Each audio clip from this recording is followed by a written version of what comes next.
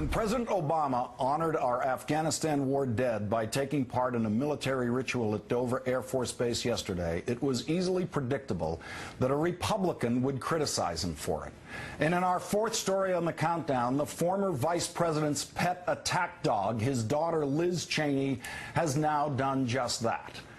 And once again, she wasn't going to let the facts get in her way.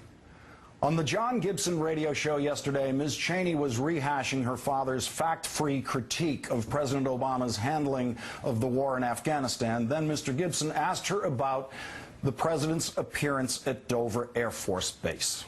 I don't know why he went to Dover. I mean, I think that clearly it is very important for our commander-in-chief whenever he can, in whatever way possible, to pay tribute to our fallen soldiers, our fallen military folks. But I think, you know, what President Bush used to do was to do it without the cameras. And I don't understand sort of showing up with the White House press pool with photographers and asking family members if you can take pictures. That's really hard for me to get my head around. I think it's an honorable and important thing for us to pay tribute. There's no greater sacrifice people make to the nation. But it was a surprising way for the president to choose to do it. As we mentioned yesterday, President Bush never went to Dover Air Force Base to honor dead American soldiers on their final journey home. And Vice President Cheney never did either. Hey, Liz, have you ever lost a relative in battle? I have. My cousin Johnny, West Point graduate, just like his father before him.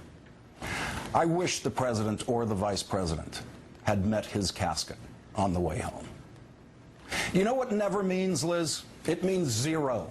It means that in over 7 years of 2 wars, your dad never left the comfort of his White House office or the vice president's mansion and got himself up to Dover to bear witness to how his warmongering fell on families of dead American soldiers. Never, not once.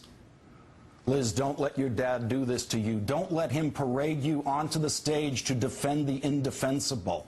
Let him suffer the full weight of the shame that we know he must feel when he watches Barack Obama do what he never had the decency to do.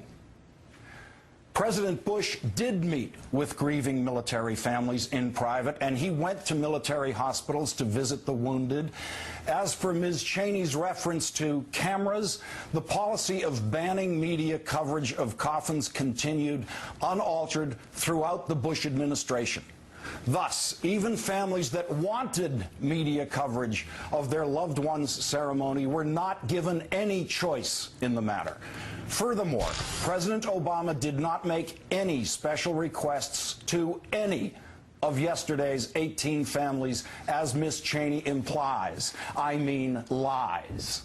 The vast majority of those families had already made their individual decisions about media coverage under the current policy before the notification that President Obama would be part of the ceremony. As for Dick Cheney, when he was vice president, he sometimes met with the war wounded, but like President Bush, he never went to Dover either. Never. And a reminder, Mr. Cheney successfully sought out 5 deferments from the draft to avoid having to serve his country in the Vietnam War. Mr. Cheney's 5th and final deferment, a result of his wife becoming pregnant with Liz. Mr. Cheney was granted a 3A status, the hardship exemption by his draft board, which was available to men with children at that time.